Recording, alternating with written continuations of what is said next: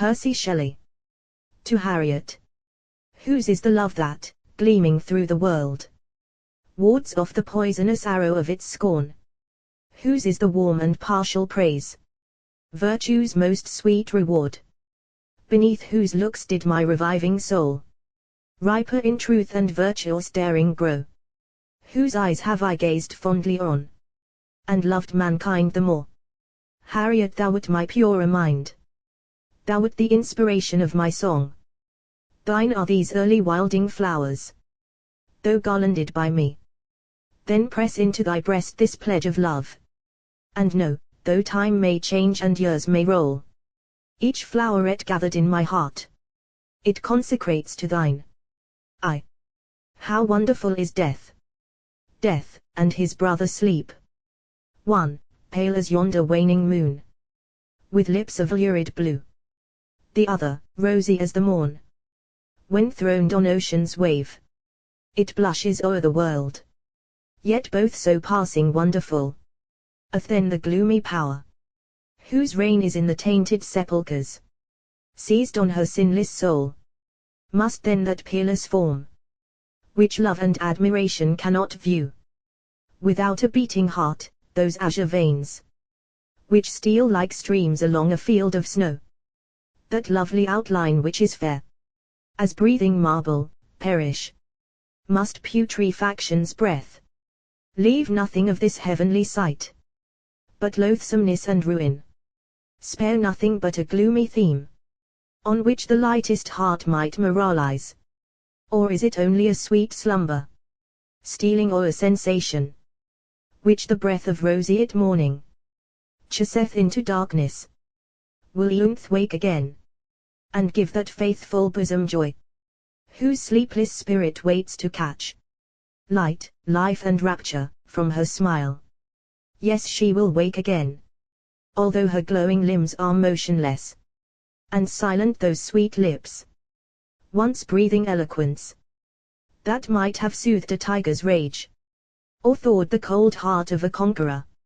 Her dewy eyes are closed, and on their lids, whose texture fine scarce hides the dark blue orbs beneath, the baby sleep is pillowed. Her golden tresses shade the bosom's stainless pride, curling like tendrils of the parasite around a marble column. Hark, whence that rushing sound? 'Tis like the wondrous strain that round a lonely ruin swells, which, wandering on the echoing shore, the enthusiast hears at evening. 'Tis softer than the west wind's sigh, 'tis wilder than the unmeasured notes of that strange lyre whose strings the genii of the breezes sweep. Those lines of rainbow light are like the moonbeams when they fall through some cathedral window, but the tints are such as may not find comparison on earth. Behold the chariot of the fairy queen, celestial coursers pour the unyielding air, their filmy pennons at her word they furl, and stop obedient to the reins of light. These the queen of spells drew in. She spread a charm around the spot, and, leaning graceful from the ethereal car, long did she gaze, and silently, upon the slumbering maid. Oh, not the visioned poet in his dreams, when silvery clouds float through the wildered brain, when every sight of lovely, wild and grand, astonishes, enraptures, elevates, when fancy at a glance combines the wondrous and the beautiful, so bright, so fair, so wild a shape, hath ever yet beheld, as that which reigned the courses of the air, and poured the magic of her gaze upon the maiden's sleep.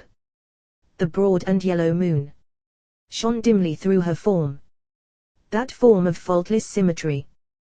The pearly and pellucid car moved not the moonlight's line. 'T was not an earthly pageant. Those who had looked upon the sight, passing all human glory, saw not the yellow moon, saw not the mortal scene, heard not the night wind's rush, heard not an earthly sound, saw but the fairy pageant, heard but the heavenly strains that filled the lonely dwelling. The fairy's frame was slight yon fibrous cloud, that catches but the palest tinge of even, and which the straining eye can hardly seize, when melting into eastern twilight's shadow, were scarce so thin, so slight but the fair star, that gems the glittering coronet of morn, sheds not a light so mild, so powerful, as that which, bursting from the fairy's form, spread a purpureal halo round the scene, yet with an undulating motion, swayed to her outline gracefully. From her celestial car, the fairy queen descended, and thrice she waved her wand, circled with wreaths of amaranth. Her thin and misty form moved with the moving air, and the clear silver tones, as thus she spoke, were such as are unheard by all but gifted ear. Fairy, stars your balmiest influence shed, elements your wrath suspend. Sleep, ocean, in the rocky bounds that circle thy domain. Let not a breath be seen to stir around yon grass-grown ruin's height. Let even the restless gossamer sleep on the moveless air. Soul of Eunth, thou, judged alone worthy of the envied boon, that waits the good and the sincere, that waits those who have struggled, and with resolute will vanquished earth's pride and meanness, burst the chains, the icy chains of custom, and have shone the day stars of their age. Soul of Eunth, awake, arise. Sudden arose Eunth's soul, it stood, all beautiful in naked purity, the perfect semblance of its bodily frame, instinct with inexpressible beauty and grace. Each stain of earthliness had passed away, it reassumed its native dignity and stood immortal amid ruin. Upon the couch the body lay, wrapped in the depth of slumber. Its features were fixed and meaningless, yet animal life was there, and every organ yet performed its natural functions. 'Twas a sight of wonder to behold the body and the soul, the self-same lineaments, the same marks of identity were there. Yet, oh, how different! One aspires to heaven, pants for its sempiternal heritage, and, ever changing, ever rising still, wantons in endless being. The other, for a time the unwilling sport of circumstance and passion, struggles on, fleets through its sad duration rapidly, then like an useless and worn-out machine, rots, perishes, and passes. Fairy, spirit who hast dived so deep, spirit who hast soared so high, thou the fearless, thou the mild, accept the boon thy worth hath earned. Ascend the car with me. Spirit, do I dream? Is this new feeling but a visioned ghost of slumber? If indeed I am a soul, a free, a disembodied soul, speak again to me. Fairy, I am the fairy map to me 'tis given, the wonders of the human world to keep, the secrets of the immeasurable past, in the unfailing consciences of men. Those stern, unflattering chroniclers, I find the future, from the causes which arise. In each event, I gather not the sting which retributive memory implants in the hard bosom of the selfish man, nor that ecstatic and exulting throb which virtue's votary feels when he sums up the thoughts and actions of a well-spent day, are unforeseen, unregistered by me, and it is yet permitted me to rend the veil of mortal frailty, that the spirit, clothed in its changeless purity, may know how soonest to accomplish the great end for which it hath its being, and may taste that peace which in the end all life will share. This is the meed of virtue, happy soul. Ascend the car with me. The chains of earth's immurement fell from Eunth's spirit. They shrank and break like bandages of straw beneath awakened giant's strength. She knew her glorious change, and felt in apprehension uncontrolled new raptures opening round each daydream of her mortal life, each frenzied vision of the slumbers that closed each well-spent day. seemed now to meet reality. The fairy and the soul proceeded. The silver clouds disparted, and as the car of magic they ascended. Again the speechless music swelled. Again the coursers of the air unfurled their azure pennons, and the queen, shaking the beamy reins, bade them pursue their way. The magic car moved on. The night was fair, and countless stars studded heaven's dark blue vault. Just o'er the eastern wave peeped the first faint smile of morn. The magic car moved on. From the celestial hoofs the atmosphere in flaming sparkles flew, and where the burning wheels eddied above the mountain's loftiest peak, was traced a line of lightning. Now it flew far above a rock, the utmost verge of earth, the rival of the Andes, whose dark brow lowered o'er the silver sea. Far, far below the chariot's path, calm as a slumbering babe, tremendous ocean lay. The mirror of its stillness showed the pale and waning stars, the chariot's fiery track, and the grey light of morn, tinging those fleecy clouds that canopied the dawn. Seemed it that the chariot's way lay through the midst of an immense concave, radiant with million constellations, tinged with shades of infinite color, and semicircled with a belt flashing incessant meteors. The magic car moved on. As they approached their goal, the coursers seemed to gather speed. The sea no longer was distinguished earth, appeared a vast and shadowy sphere. The sun's unclouded orb rolled through the black concave. Its rays of rapid light parted around the chariot's swifter course, and fell, like ocean's feathery spray, dashed from the boiling surge, before a vessel's prow. The magic car moved on. Earth's distant orb appeared, the smallest light that twinkles in the heaven, whilst round the chariot's way innumerable systems rolled, and countless spheres diffused an ever-varying glory. It was a sight of wonder. Some were horned like the crescent moon, some shed a mild and silver beam, like Hesperus o'er the western sea. Some dashed athwart with trains of flame, like worlds to death and ruin driven. Some shone like suns, and as the chariot passed, eclipsed all other light. Spirit of nature here, in this interminable wilderness of worlds, at whose immensity even soaring fancy staggers, here is thy fitting temple. Yet not the lightest leaf that quivers to the passing breeze is less instinct with thee. Yet not the meanest worm that lurks in graves and fattens on the dead less shares thy eternal breath. Spirit of nature, thou, imperishable as this scene, here is thy fitting temple. If solitude hath ever led thy steps to the wild ocean's echoing shore, and thou hast lingered there until the sun's broad orb seemed resting on the burnished wave, thou must have marked the lines of purple gold that motionless hung o'er the sinking sphere.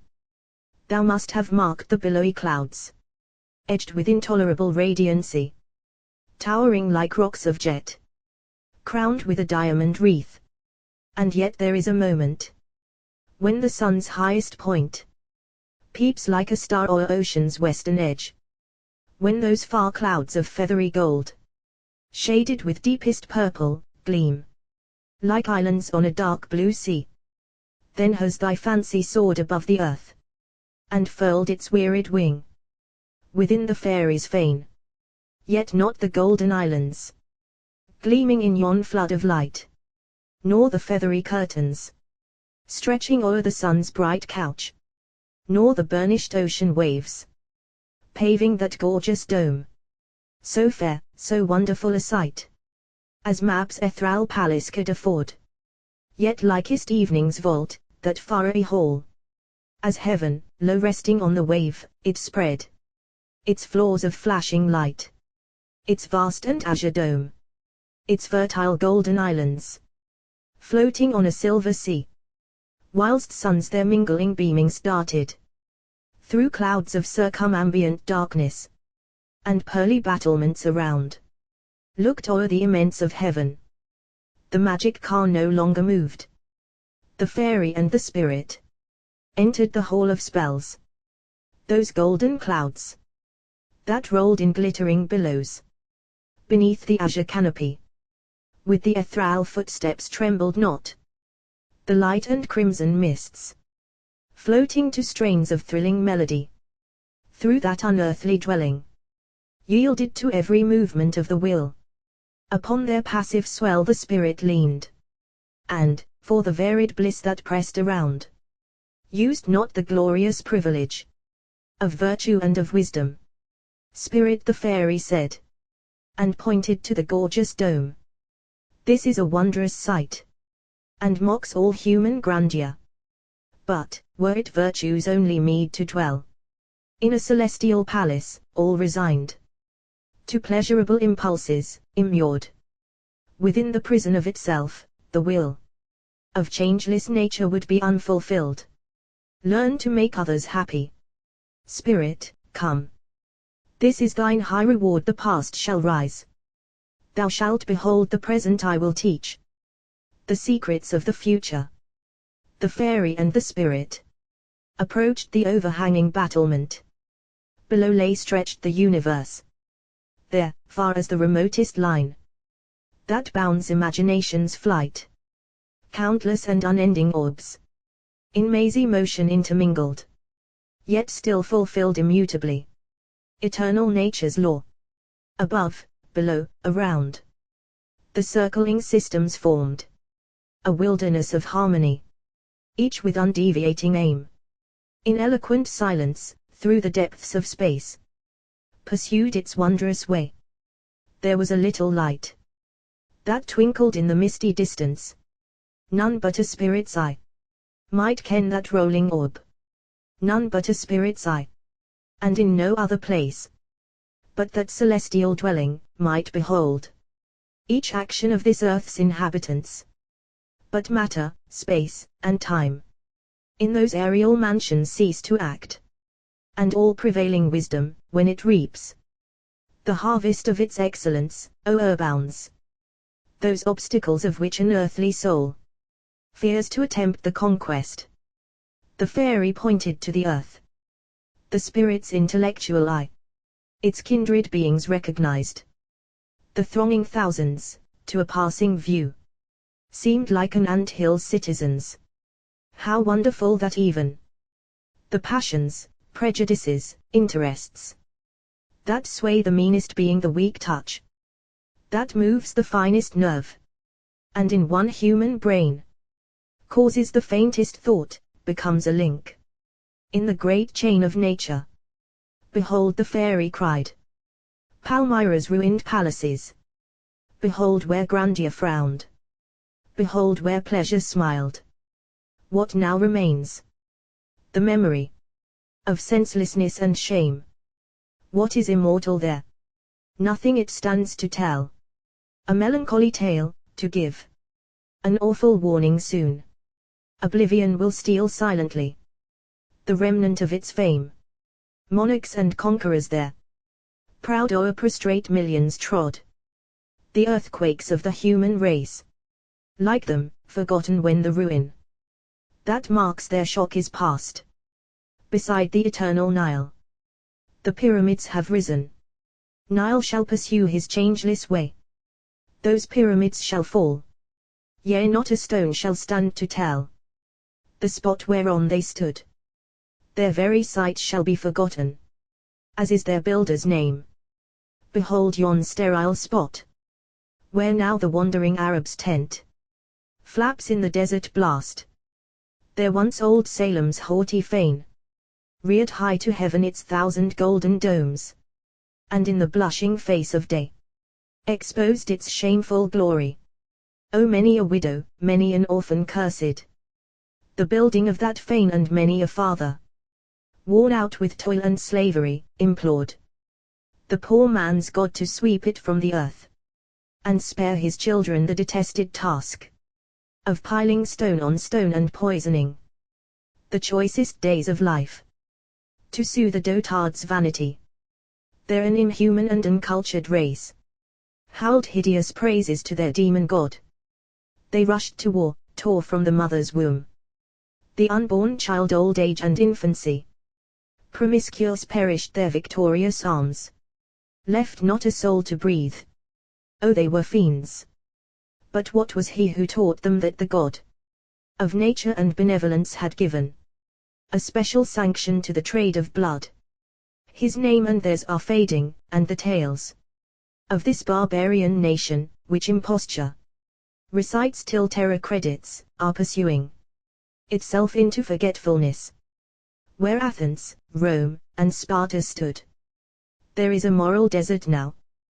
The mean and miserable huts, the yet more wretched palaces, contrasted with those ancient fanes, now crumbling to oblivion. The long and lonely colonnades, through which the ghost of freedom stalks, seem like a well-known tune, which in some dear scene we have loved to hear, remembered now in sadness. But, oh, how much more changed! How gloomier is the contrast of human nature there! Where Socrates expired, a tyrant's slave, a coward and a fool, spreads death around. Then, shuddering, meets his own. Where Cicero and Antoninus lived, a cowed and hypocritical monk, prays, curses and deceives. Spirit 10,000 years have scarcely passed away, since in the waste, where now the savage drinks his enemy's blood, and, aping Europe's sons, wakes the unholy song of war, arose a stately city, metropolis of the western continent. There, now, the mossy column stone, indented by time's unrelaxing grasp, which once appeared to brave all, save its country's ruin. There the wide forest seen, rude in the uncultivated loveliness of gardens long run wild, seems, to the unwilling sojourner whose steps chance in that desert has delayed, thus to have stood since earth was what it is. Yet once it was the busiest haunt, whither, as to a common center, flocked strangers, and ships, and merchandise. Once peace and freedom blessed the cultivated plain. But wealth, that curse of man, blighted the bud of its prosperity. Virtue and wisdom, truth and liberty, fled, to return not, until man shall know that they alone can give the bliss worthy a soul that claims its kindred with eternity. There's not one atom of yon earth but once was living man, nor the minutest drop of rain that hangeth in its thinnest cloud, but flowed in human veins, and from the burning plains, where Libyan monsters yell, from the most gloomy glens of Greenland's sunless clim, to where the golden fields of fertile England spread their harvest to the day. Thou canst not find one spot whereon no city stood. How strange is human pride! I tell thee that those living things, to whom the fragile blade of grass, that springeth in the morn, and perisheth ere noon, is an unbounded world. I tell thee that those viewless beings, whose mansion is the smallest particle of the impassive atmosphere, think, feel and live like man, that their affections and antipathies, like his, produce the laws ruling their moral state, and the minutest throb that through their frame diffuses the slightest, faintest motion, is fixed and indispensable, as the majestic laws that rule yon rolling orbs. The fairy paused. The spirit, in ecstasy of admiration, felt all knowledge of the past revived the events of old and wondrous times, which dim tradition interruptedly teaches the credulous vulgar, were unfolded in just perspective to the view, yet dim from their infinitude. The spirit seemed to stand high on an isolated pinnacle, the flood of ages combating below. the depth of the unbounded universe, above, and all around. Nature's unchanging harmony. Fairy the spirit said. And on the queen of spells fixed her ethereal eyes. I thank thee. Thou hast given a boon which I will not resign, and taught a lesson not to be unlearned. I know the past, and thence I will essay to glean a warning for the future, so that man may profit by his errors and derive experience from his folly. For, when the power of imparting joy is equal to the will, the human soul requires no other heaven. Mab. Turn thee, surpassing spirit. Much yet remains unscanned. Thou knowest how great is man. Thou knowest his imbecility. Yet learn thou what he is. Yet learn the lofty destiny which restless time prepares for every living soul. Behold a gorgeous palace that amid yon populous city rears its 1,000 towers, and seems itself a city. Gloomy troops of sentinels in stern and silent ranks encompass it around the dweller there. Cannot be free and happy, hearest thou not the curses of the fatherless, the groans of those who have no friend? He passes on.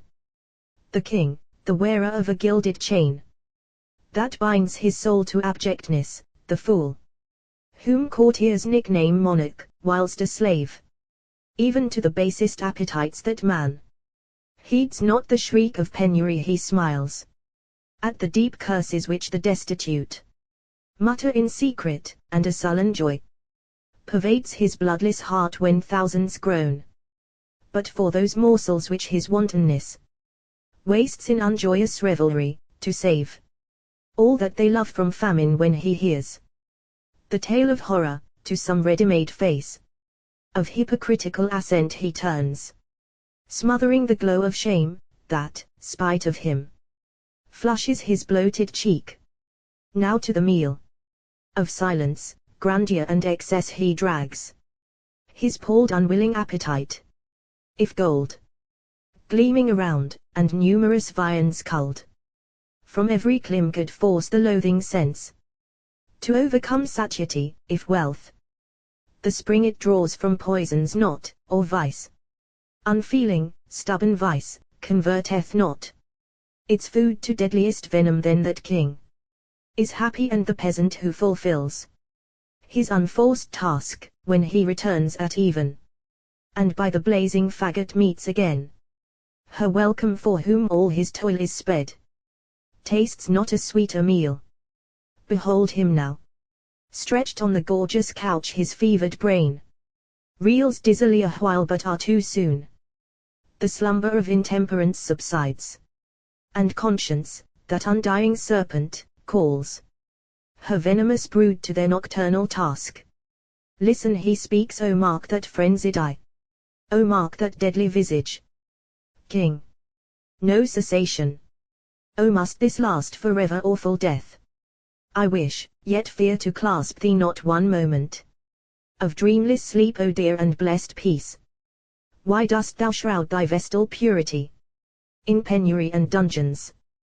Wherefore lurkest with danger, death, and solitude, yet shunnest the palace I have built thee? Sacred peace, oh, visit me but once, but pitying shed one drop of balm upon my withered soul. The fairy, vain man, that palace is the virtuous heart, and peace defileth not her snowy robes in such a shed as thine. Hark, yet he mutters, his slumbers are but varied agonies, they prey like scorpions on the springs of life. There needeth not the hell that begets frame to punish those who earth in itself contains at once the evil and the cure, and all-sufficing nature can chastise those who transgress her law. She only knows how justly to proportion to the fault the punishment it merits. Is it strange that this poor wretch should pride him in his woe, take pleasure in his abjectness, and hug the scorpion that consumes him? Is it strange that, placed on a conspicuous throne of thorns, grasping an iron scepter, and immured within a splendid prison whose stern bounds shut him from all that's good or dear on earth. His soul asserts not its humanity. That man's mild nature rises not in war against a king's employ. No, 'tis not strange. He, like the vulgar, thinks, feels, acts, and lives just as his father did. The unconquered powers of precedent and custom interpose between a king and virtue. Stranger yet, to those who know not nature nor deduce the future from the present, it may seem that not one slave, who suffers from the crimes of this unnatural being, not one wretch, whose children famish and whose nuptial bed is earth's unpitying bosom, rears an arm to dash him from his throne. Those gilded flies that, basking in the sunshine of a court, fatten on its corruption, what are they? The drones of the community they feed. On the mechanic's labor the starved hind for them compels the stubborn glebe to yield its unshared harvests, and yon squalid form, leaner than fleshless misery, that wastes a sunless life in the unwholesome mine, drags out in labor a protracted death. To glut their grandeur many faint with toil, that few may know the cares and woe of sloth. Whence, thinkest thou, kings and parasites arose? Whence that unnatural line of drones who heap toil and unvanquishable penury on those who build their palaces and bring their daily bread from vice, black loathsome vice, from rapine, madness, treachery, and wrong, from all that genders misery, and makes of earth this thorny wilderness, from lust, revenge, and murder. And when reason's voice, loud as the voice of nature, shall have waked the nations and mankind, perceive that vice is discord, war and misery, that virtue is peace and happiness and harmony. When man's maturer nature shall disdain the playthings of its childhood, kingly glare will lose its power to dazzle, its authority will silently pass by. The gorgeous throne shall stand unnoticed in the regal hall, fast falling to decay, whilst falsehood's trade shall be as hateful and unprofitable as that of truth is now. Where is the fame which the vainglorious mighty of the earth seek to eternize? Oh, the faintest sound from time's light footfall, the minutest wave that swells the flood of ages, whelms in nothing the unsubstantial bubble. A today, stern is the tyrant's mandate, red the gaze that flashes desolation, strong the arm that scatters multitudes. Tomorrow comes. That mandate is a thunder peal that died in ages past, that gaze, a transient flash on which the midnight closed, and on that arm the worm has made his meal. The virtuous man, who, great in his humility as kings, are little in their grandeur, he who leads invincibly a life of resolute good, and stands amid the silent dungeon depths, more free and fearless than the trembling judge, who, clothed in venal power, vainly strove to bind the impassive spirit when he falls. His mild eye beams benevolence no more, withered the hand outstretched but to relieve, sunk reason's simple eloquence that rolled but to appall the guilty. Yes, the grave hath quenched that eye, and death's relentless frost withered that arm, but the unfading fame which virtue hangs upon its votary's tomb, the deathless memory of that man whom kings call to their minds and tremble, the remembrance with which the happy spirit contemplates its well-spent pilgrimage on earth, shall never pass away. Nature rejects the monarch, not the man, the subject, not the citizen, for kings and subjects, mutual foes, forever play a losing game into each other's hands, whose stakes are vice and misery. The man of virtuous soul commands not, nor obeys power, like a desolating pestilence, pollutes waiter it touches and obedience. Bane of all genius, virtue, freedom, truth. Makes slaves of men, and of the human frame. A mechanized automaton. When Nero, high over flaming Rome with savage joy, lowered like a fiend, drank with enraptured ear the shrieks of agonizing death, beheld the frightful desolation spread, and felt a new created sense within his soul thrill to the sight and vibrate to the sound. Thinkest thou his grandeur had not overcome the force of human kindness? And when Rome, with one stern blow hurled not the tyrant down, crushed not the arm red with her dearest blood, had not submissive abjectness destroyed nature's suggestions? Look on yonder earth. The golden harvests spring, the unfailing sun sheds light and life, the fruits, the flowers, the trees arise in due succession, all things speak peace, harmony and love. The universe, in nature's silent eloquence, declares that all fulfill the works of love and joy. All but the outcast, man. He fabricates the sword which stabs his peace, he cherisheth. The snakes that gnaw his heart he raiseth up. The tyrant whose delight is in his woe, whose sport is in his agony. Yon sun lights it the great alone.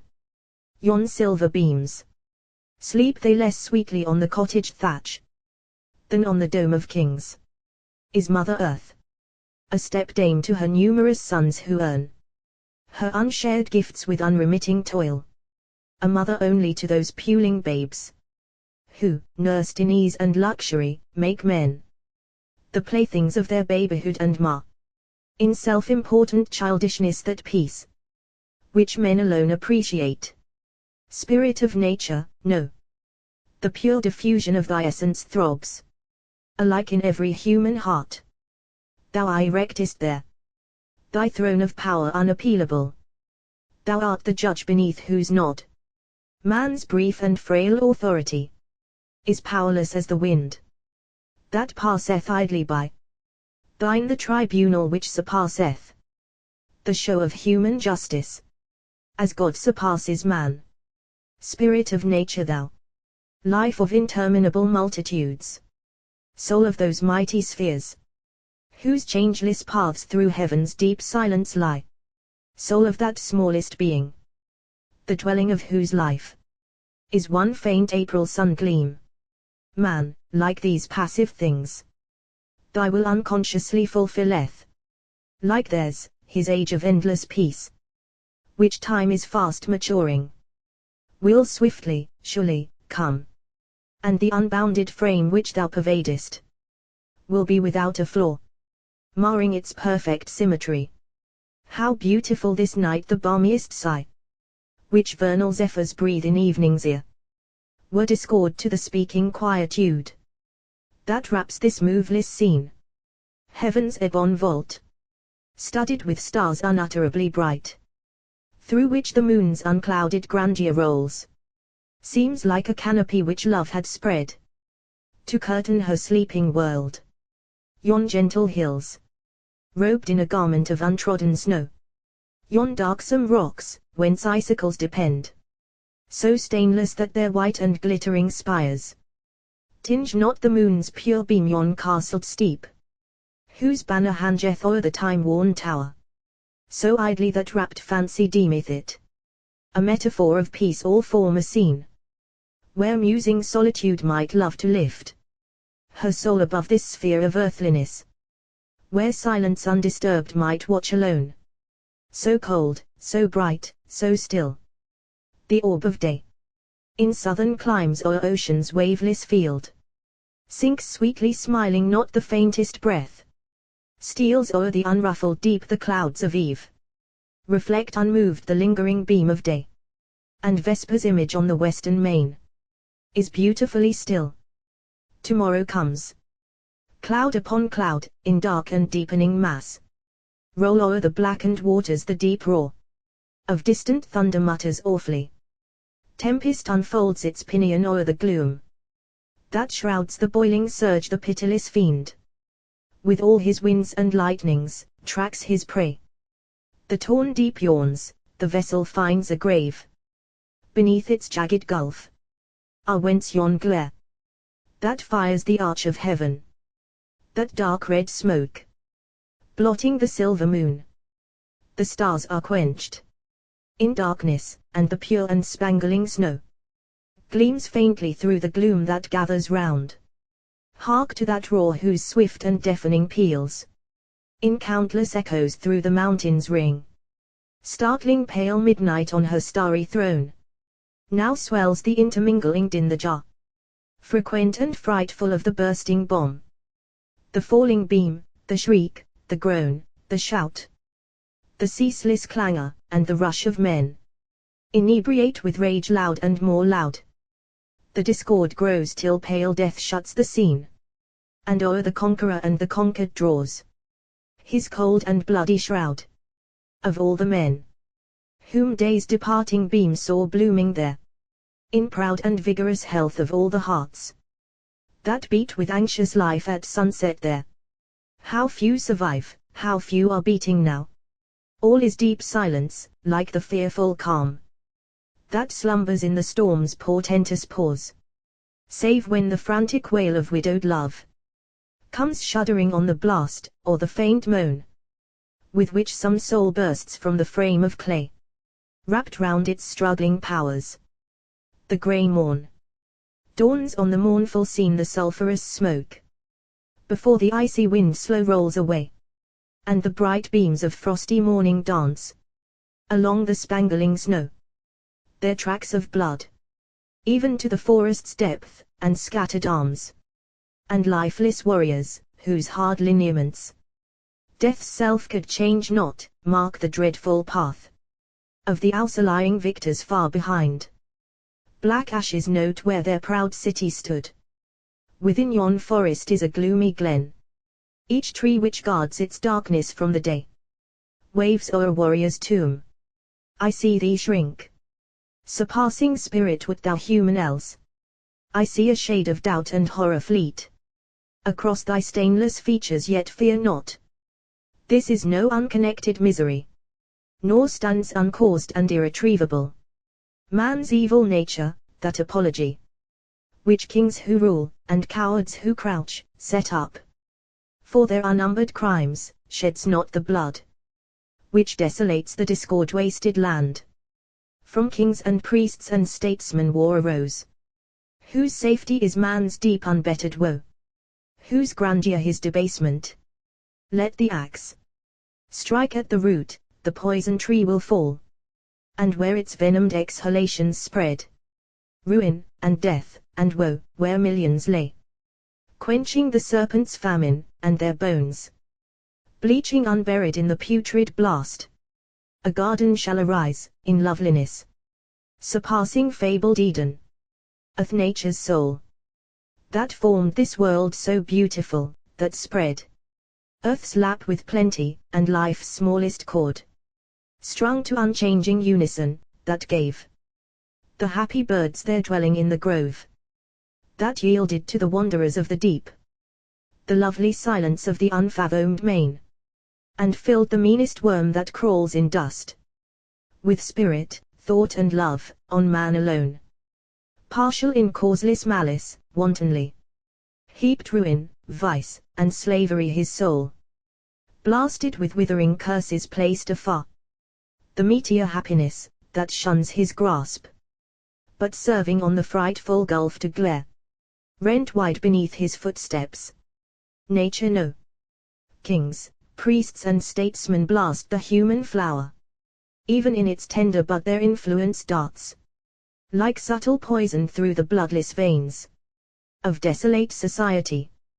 The child, ere he can lisp his mother's sacred name, swells with the unnatural pride of crime, and lifts his baby sword even in a hero's mood.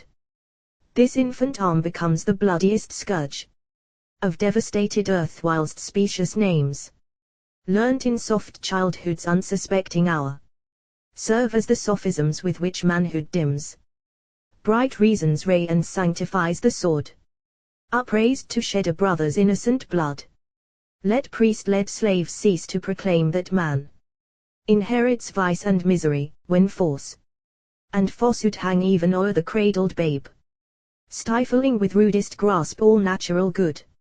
To the stranger soul, when first it peeps from its new tenement and looks abroad for happiness and sympathy, how stern and desolate a tract is this wide world! How withered all the buds of natural good! No shade, no shelter from the sweeping storms of pitiless power on its wretched frame, poisoned, perchance, by the disease and woe heaped on the wretched parent whence it sprung. By morals, law and custom, the pure winds of heaven, that renovate the insect tribes, may breathe not the untainting light of day, may visit not its longings. It is bound. Ere it has life yet, all the chains are forged.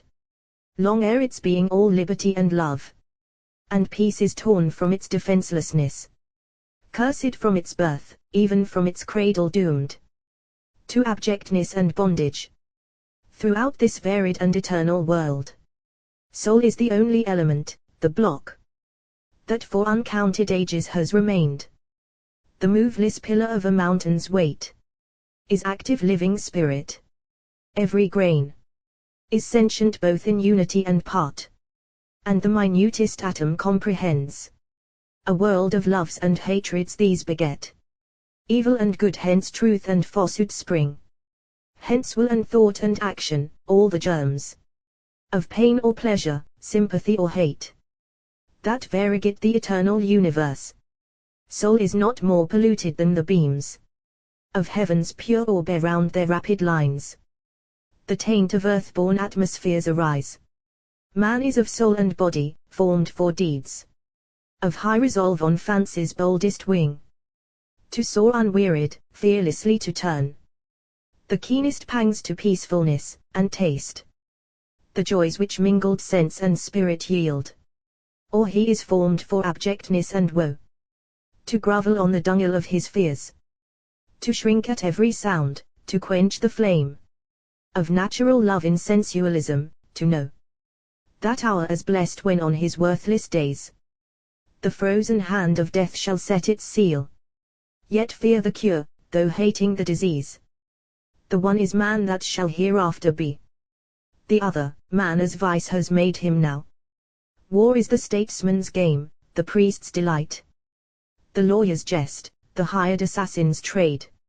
And to those royal murderers whose mean thrones are bought by crimes of treachery and gore, the bread they eat, the staff on which they lean, guards, garbed in blood-red livery, surround their palaces, participate the crimes that force defense and from a nation's rage secures the crown, which all the curses reach, that famine, frenzy, woe and penury breathe.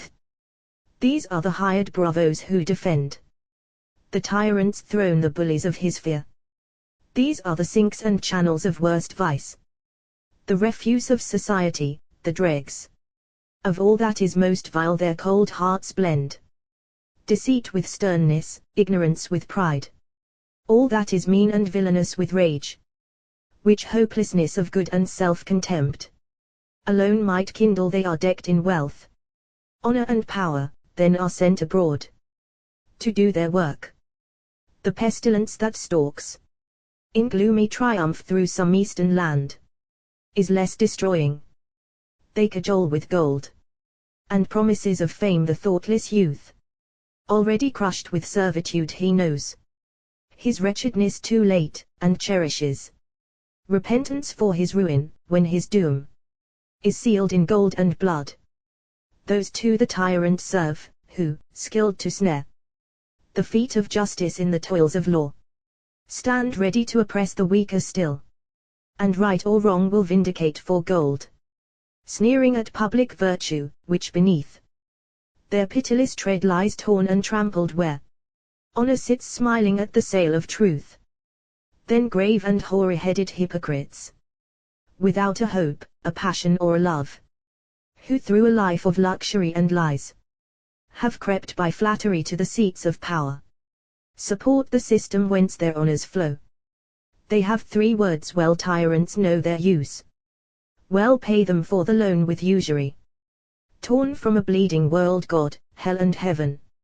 A vengeful, pitiless, and almighty fiend, whose mercy is a nickname for the rage of tameless tigers hungering for blood. Hell, a red gulf of everlasting fire, where poisonous and undying worms prolong eternal misery to those hapless slaves, whose life has been a penance for its crimes, and heaven, a meed for those who dare belie their human nature, quake, believe and cringe before the mockeries of earthly power.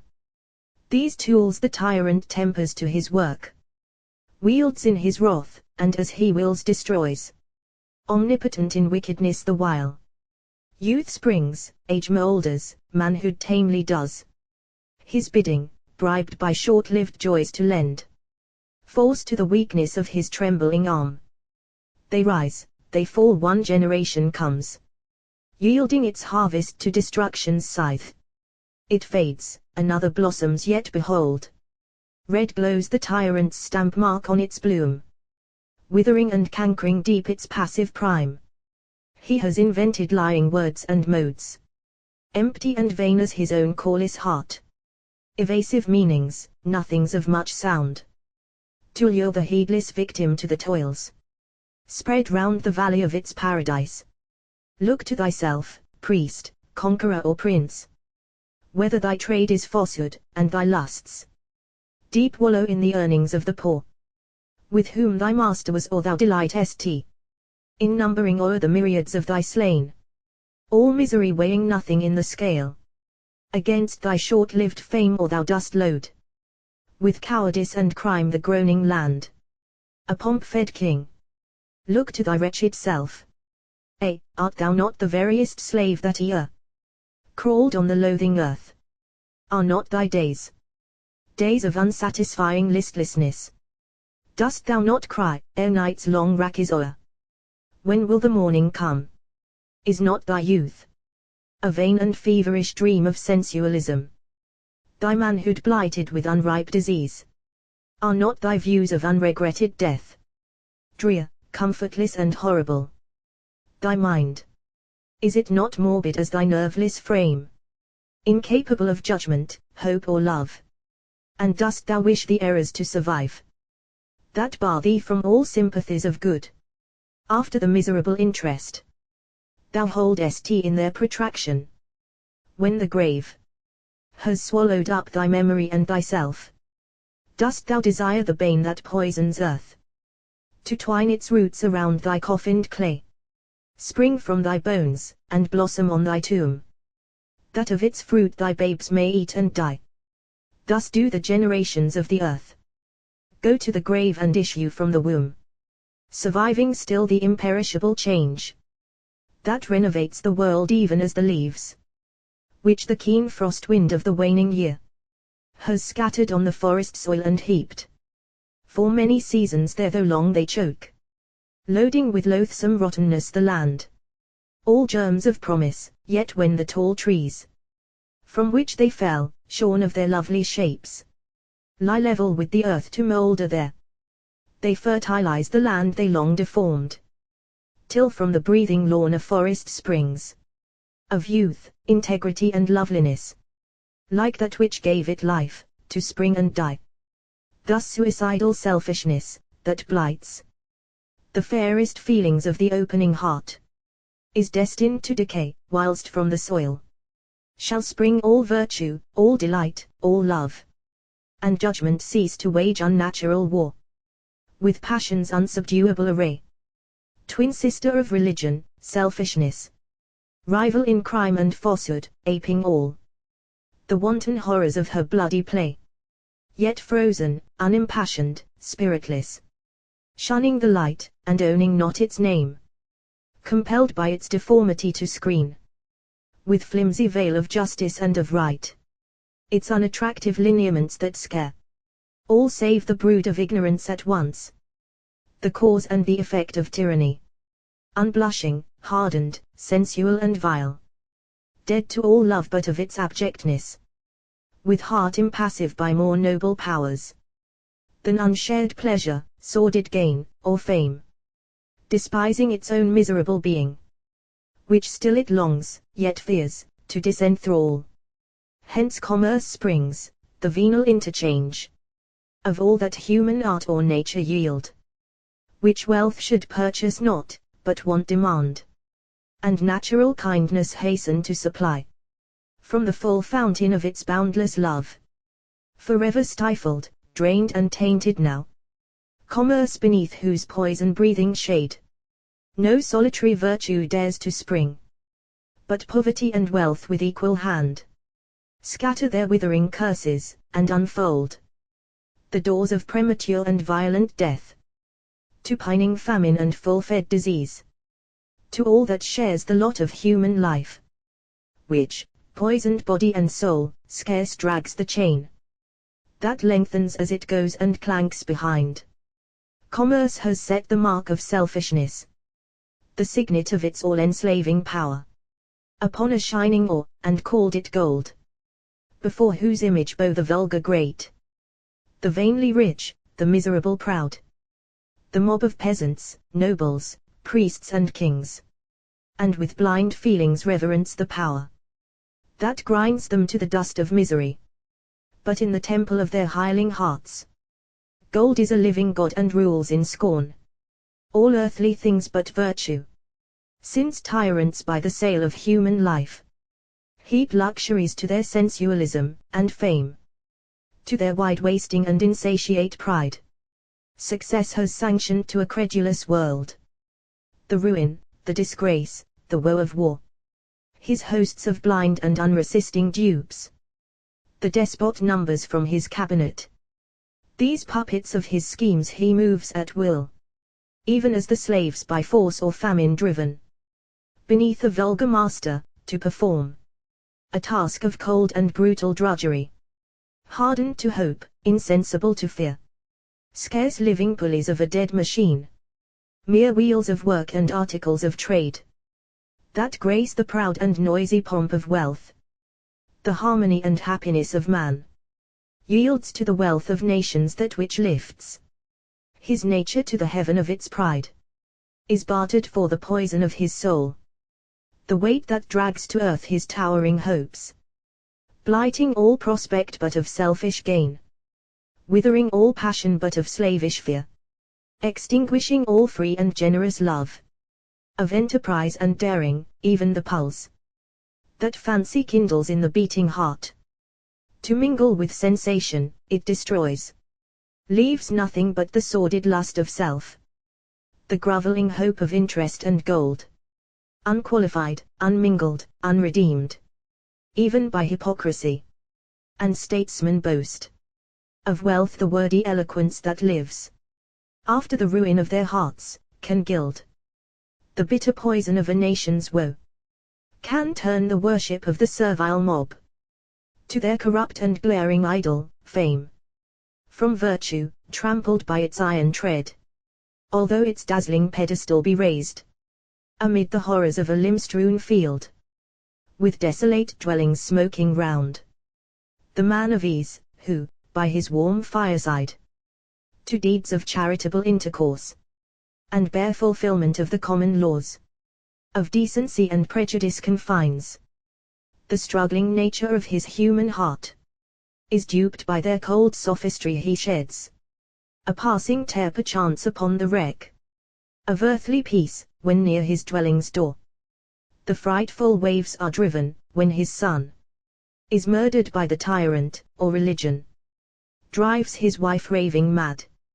But the poor man, whose life is misery, and fear and care, whom the morn wakens but to fruitless toil, who ever hears his famished offsprings scream, whom their pale mother's uncomplaining gaze forever meets, and the proud rich man's eye flashing command, and the heart-breaking scene of thousands like himself he little heeds. The rhetoric of tyranny his hate is quenchless as his wrongs he laughs to scorn. The vain and bitter mockery of words, feeling the horror of the tyrant's deeds, and unrestrained but by the arm of power, that knows and dreads his enmity. The iron rod of penury still compels her wretched slave to bow the knee to wealth, and poison, with unprofitable toil, a life too void of solace to confirm the very chains that bind him to his doom. Nature, impartial in munificence, has gifted man with all-subduing will. Matter, with all its transitory shapes, lies subjected and plastic at his feet, that, weak from bondage, tremble as they tread. How many a rustic Milton has passed by, stifling the speechless longings of his heart in unremitting drudgery and care. How many a vulgar Cato has compelled his energies, no longer tameless then, to mold a pin or fabricate a nail. How many a Newton, to whose passive ken those mighty spheres that gem infinity were only specks of tinsel fixed in heaven, to light the midnights of his native town. Yet every heart contains perfection's germ, the wisest of the sages of the earth, that ever from the stores of reason drew science and truth, and virtue's dreadless tone, were but a weak and inexperienced boy, proud, sensual, unimpassioned, unimbued with pure desire and universal love, compared to that high being, of cloudless brain, untainted passion, elevated will, which death, who even would linger long in awe, within his noble presence and beneath his changeless eye-beam, might alone subdue him, every slave now dragging through the filth of some corrupted city his sad life, pining with famine, swole with luxury, blunting the keenness of his spiritual sense with narrow schemings and unworthy cares, or madly rushing through all violent crime to move the deep stagnation of his soul, might imitate and equal, but mean lust has bound its chains so tight about the earth, that all within it but the virtuous man is venal gold or fame will surely reach the price prefixed by selfishness to all but him of resolute and unchanging will, whom nor the plaudits of a servile crowd, nor the vile joys of tainting luxury, can bribe to yield his elevated soul to tyranny or falsehood, though they wield with blood-red hand the scepter of the world. All things are sold, the very light of heaven is venal earth's unsparing gifts of love. The smallest and most despicable things that lurk in the abysses of the deep, all objects of our life, even life itself, and the poor pittance which the laws allow of liberty, the fellowship of man, those duties which his heart of human love should urge him to perform instinctively, are bought and sold as in a public mart of undisguising selfishness, that sets on each its price the stamp mark of her reign. Even love is sold, the solace of all woe is turned to deadliest agony. Old age shivers in selfish beauty's loathing arms, and youth's corrupted impulses prepare a life of horror from the blighting bane of commerce, whilst the pestilence that springs from unenjoying sensualism has filled all human life with hydra-headed woes. Falsehood demands but gold to pay the pangs of outraged conscience, for the slavish priest sets no great value on his hireling faith. A little passing pomp, some servile souls, whom cowardice itself might safely chain, or the spare might of avarice could bribe, to deck the triumph of their languid zeal, can make him minister to tyranny. More daring crime requires a loftier meed.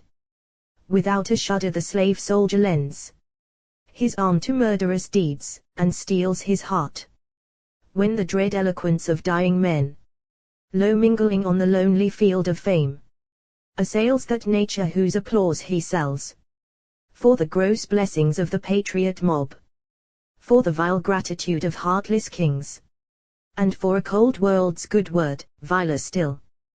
There is a nobler glory which survives until our being fades, and, solacing all human care, accompanies its change.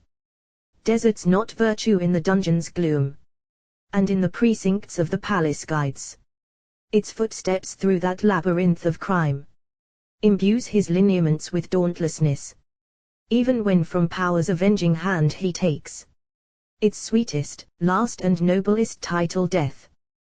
The consciousness of good, which neither gold, nor sordid fame, nor hope of heavenly bliss, can purchase, but a life of resolute good, unalterable will, quenchless desire, of universal happiness, the heart that beats with it in unison, the brain whose ever wakeful wisdom toils to change reason's rich stores for its eternal weal.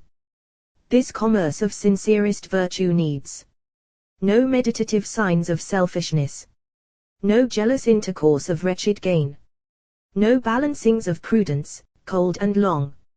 In just and equal measure all is weighed.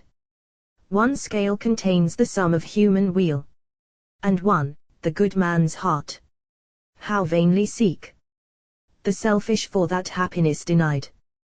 To aught but virtue blind and hardened, they who hope for peace amid the storms of care, who covet power they know not how to use, and sigh for pleasure they refuse to give. Madly they frustrate still their own designs, and, where they hope that quiet to enjoy, which virtue pictures, bitterness of soul, pining regrets, and vain repentances, disease, disgust and lassitude pervade their valueless and miserable lives. But hoary-headed selfishness has felt its death blow and is tottering to the grave.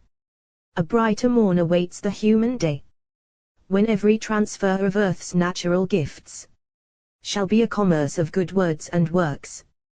When poverty and wealth, the thirst of fame, the fear of infamy, disease and woe, war with its million horrors, and fierce hell, shall live but in the memory of time, who, like a penitent libertine, shall start, look back, and shudder at his younger years. All touch, all eye, all ear. The spirit felt the fairy's burning speech o'er the thin texture of its frame. The varying periods painted changing glows, as on a summer even, when soul enfolding music floats around.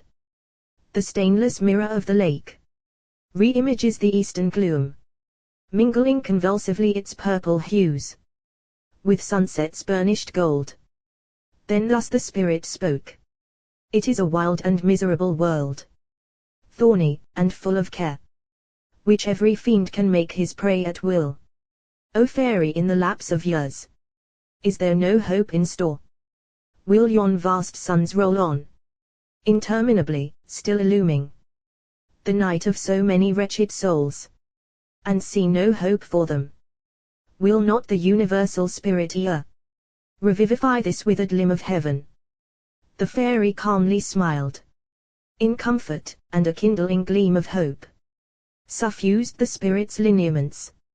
O rest thee tranquil, chase those fearful doubts, which ne'er could rack an everlasting soul, that sees the chains which bind it to its doom.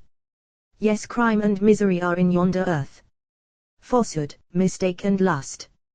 But the eternal world contains at once the evil and the cure. Some eminent in virtue shall start up, even in perversest time. The truths of their pure lips, that never die, shall bind the scorpion falsehood with a wreath of ever-living flame, until the monster sting itself to death.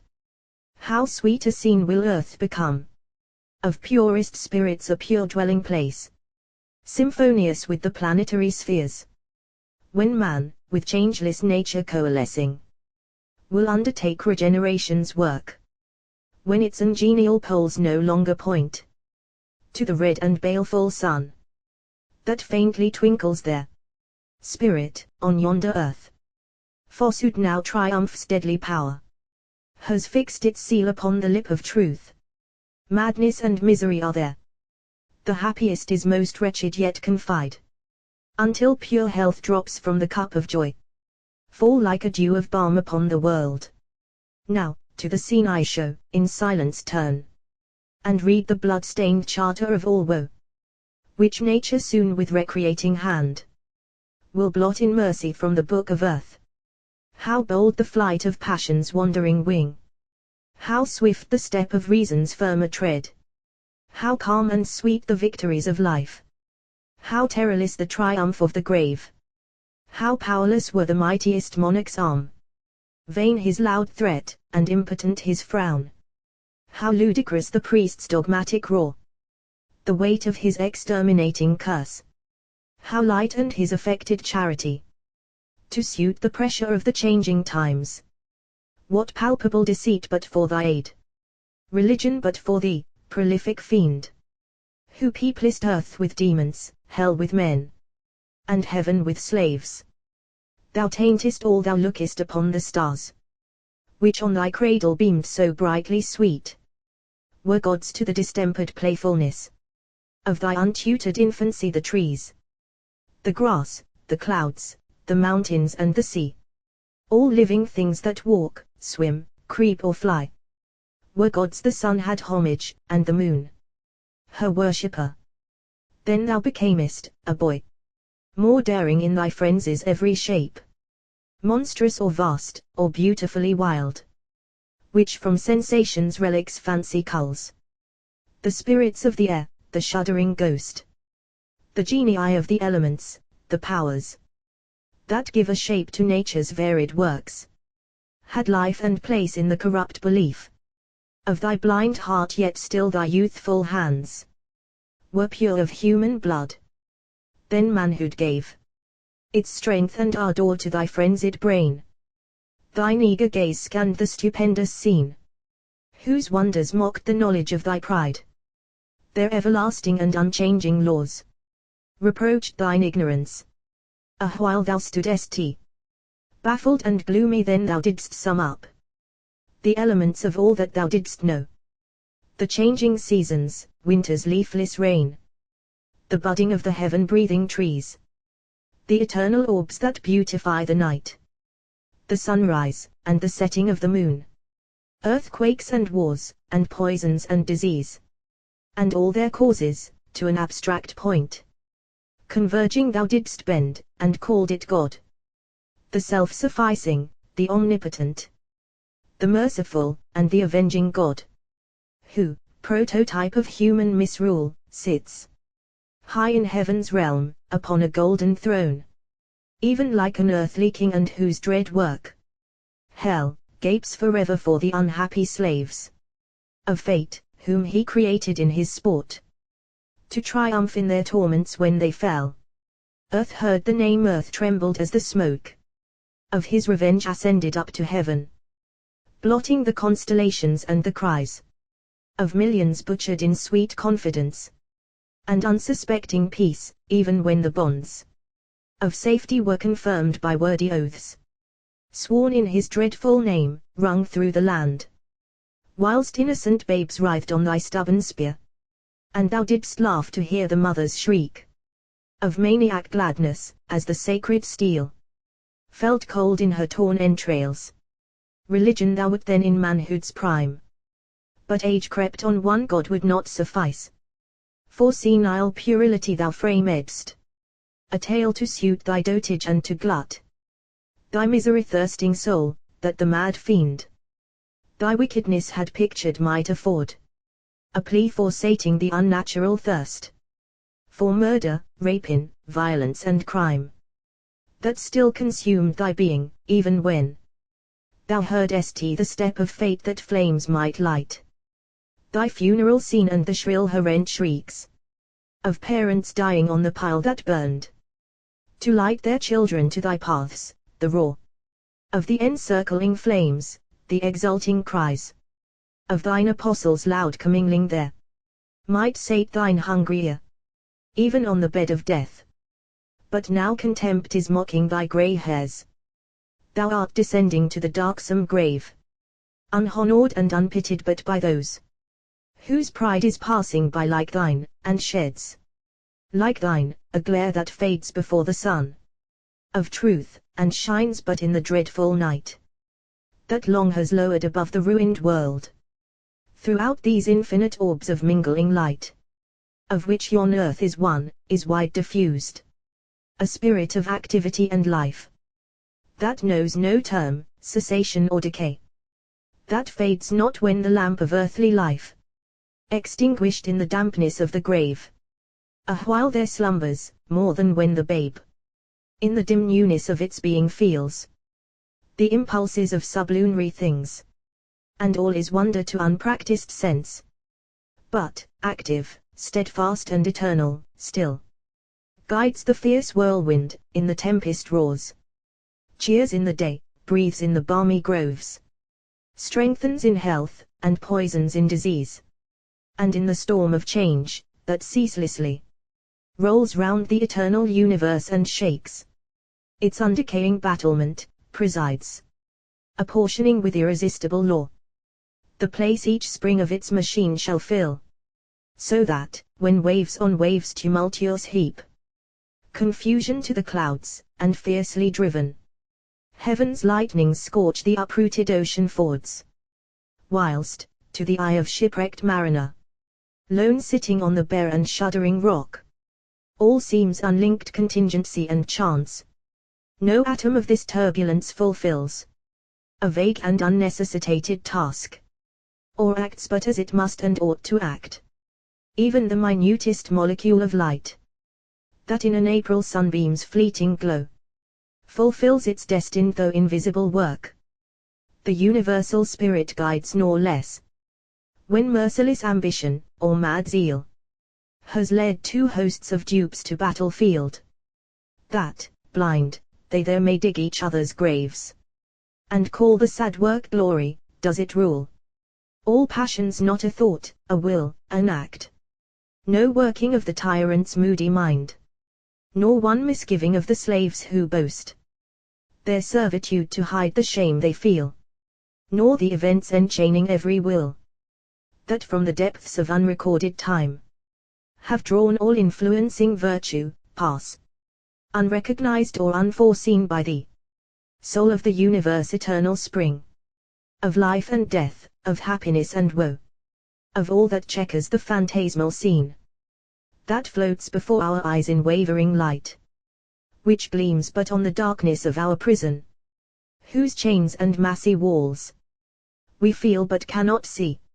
Spirit of nature, all-sufficing power, necessity, thou mother of the world, unlike the God of human error, thou requirest no prayers or praises, the caprice of man's weak will belongs no more to thee than do the changeful passions of his breast. To thy unvarying harmony the slave, whose horrible lusts spread misery o'er the world, and the good man, who lifts with virtuous pride his being in the sight of happiness, that springs from his own works, the poison tree, beneath whose shade all life is withered up, and the fair oak, whose leafy dome affords a temple where the vows of happy love are registered, are equal in thy sight. No love, no hate, thou cherishest revenge and favoritism, and worst desire of fame. Thou knowest not all that the wide world contains are but thy passive instruments, and thou regardest them all with an impartial eye, whose joy or pain thy nature cannot feel, because thou hast not human sense, because thou art not human mind.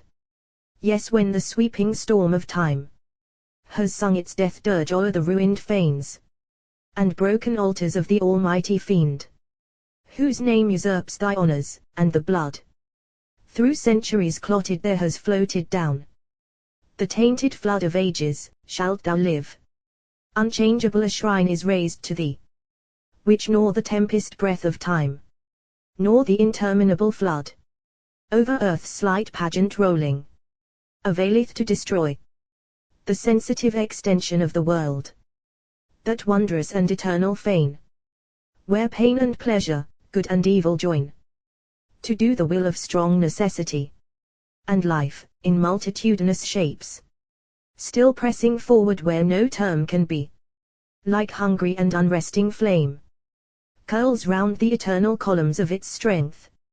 7. Spirit. I was an infant when my mother went to see an atheist burned. She took me there. The dark-robed priests were met around the pile. The multitude was gazing silently. And as the culprit passed with dauntless mien, tempered disdain in his unaltering eye, mixed with a quiet smile, shone calmly forth. The thirsty fire crept round his manly limbs. His resolute eyes were scorched to blindness soon. His death pang rent my heart. The insensate mob uttered a cry of triumph, and I wept. Weep not, child, cried my mother, for that man has said, there is no God. Fairy, there is no God. Nature confirms the faith his death groan sealed. Let heaven and earth, let man's revolving race, his ceaseless generations, tell their tale. Let every part depending on the chain that links it to the whole, point to the hand that grasps its term. Let every seed that falls in silent eloquence unfold its store of argument. Infinity within, infinity without, belie creation. The exterminable spirit it contains is nature's only God, but human pride is skillful to invent most serious names to hide its ignorance.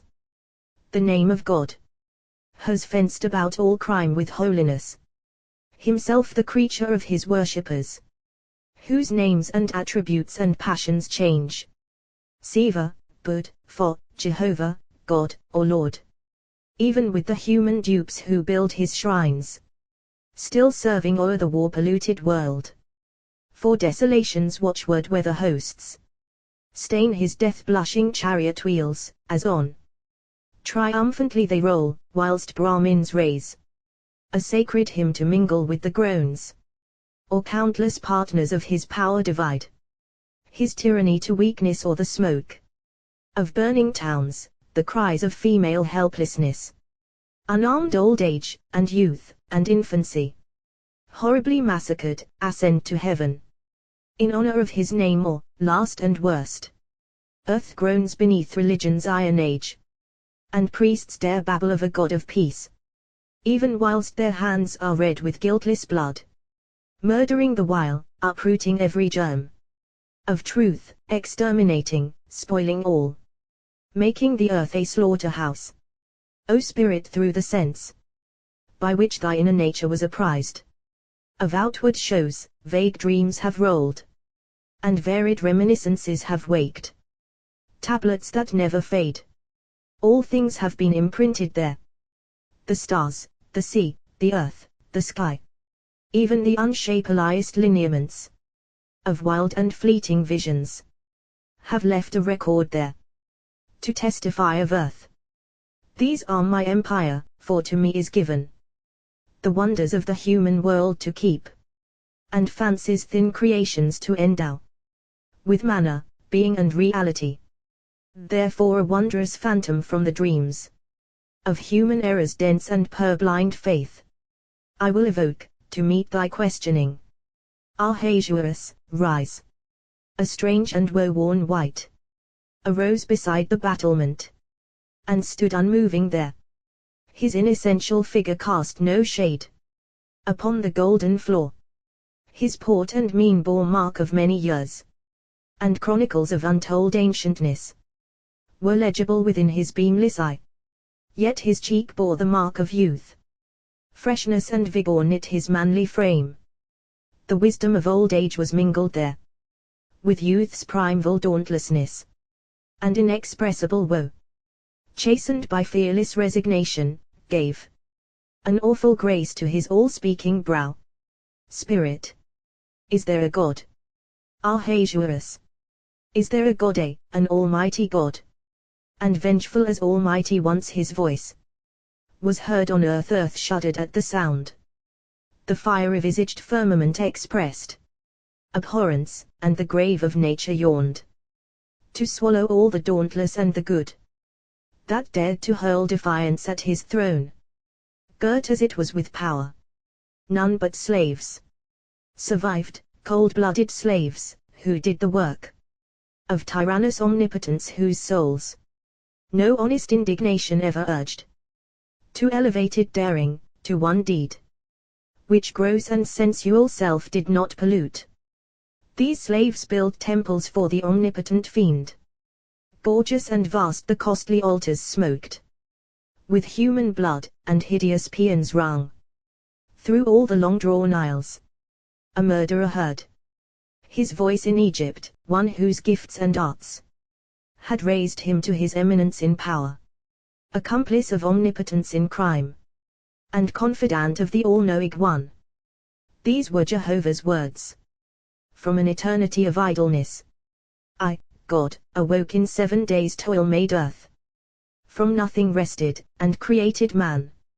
I placed him in a paradise, and there planted the tree of evil, so that he might eat and perish, and my soul procure wherewith to sate its malice and to turn, even like a heartless conqueror of the earth, all misery to my fame. The race of men, chosen to my honor, with impunity, may sate the lusts I planted in their heart.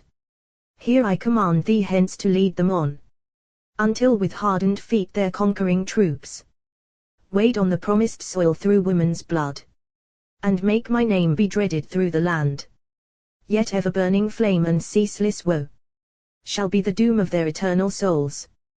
With every soul on this ungrateful earth, virtuous or vicious, weak or strong, even all shall perish, to fulfill the blind revenge which you, to men, call justice, of their God. The murderer's brow quivered with horror. God omnipotent, is there no mercy? Must our punishment be endless? Will long ages roll away, and see no term? O wherefore hast thou made in mockery and wrath this evil earth? Mercy becomes the powerful, be but just. O God, repent and save. One way remains.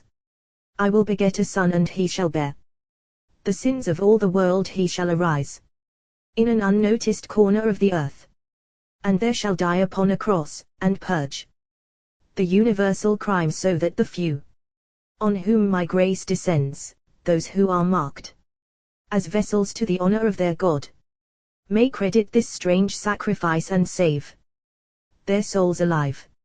Millions shall live and die, who ne'er shall call upon their Saviour's name, but, unredeemed, go to the gaping grave. Thousands shall deem it an old woman's tale, such as the nurses frighten babes withal. These in a gulf of anguish and of flame shall curse their reprobation endlessly.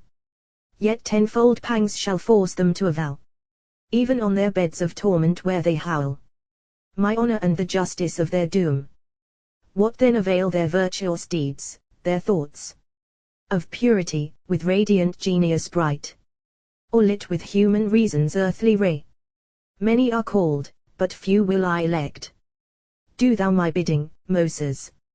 Even the murderer's cheek was blanched with horror, and his quivering lips scarce faintly uttered, O Almighty One, I tremble and obey. O Spirit, centuries have set their seal on this heart of many wounds, and loaded brain.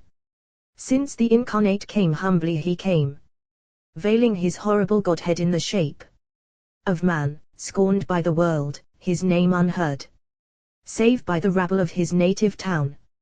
Even as a parish demagogue, he led the crowd, he taught them justice, truth and peace. In semblance but he lit within their souls the quenchless flames of zeal, and blessed the sword he brought on earth to satiate with the blood of truth and freedom his malignant soul. At length his mortal frame was led to death. I stood beside him on the torturing cross.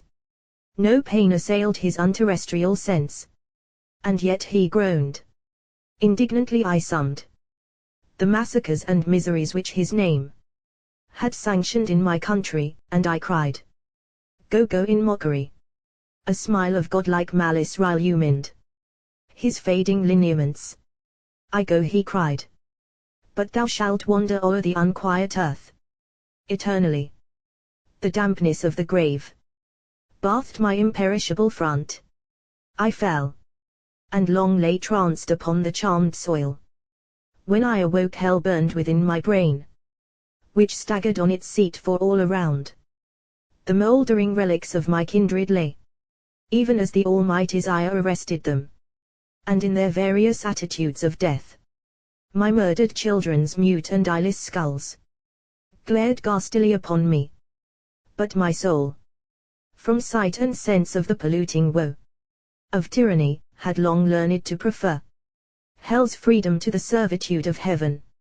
Therefore I rose, and dauntlessly began my lonely and unending pilgrimage, resolved to wage unweariable war with my almighty tyrant and to hurl defiance at his impotence to harm.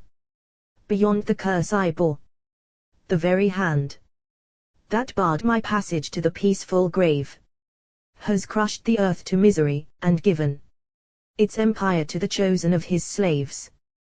These I have seen, even from the earliest dawn of weak, unstable and precarious power. Then preaching peace, as now they practice war. So, when they turned but from the massacre of unoffending infidels to quench their thirst for ruin in the very blood that flowed in their own veins, and pitiless zeal froze every human feeling as the wife sheathed in her husband's heart the sacred steel, even whilst its hopes were dreaming of her love. And friends to friends, brothers to brothers stood opposed in bloodiest battlefield, and war, scarce satiable by fate's last death draught, waged, drunk from the winepress of the Almighty's wrath, whilst the Red Cross, in mockery of peace, pointed to victory when the fray was done. No remnant of the exterminated faith survived to tell its ruin, but the flesh, with putrid smoke poisoning the atmosphere, that rotted on the half-extinguished pile.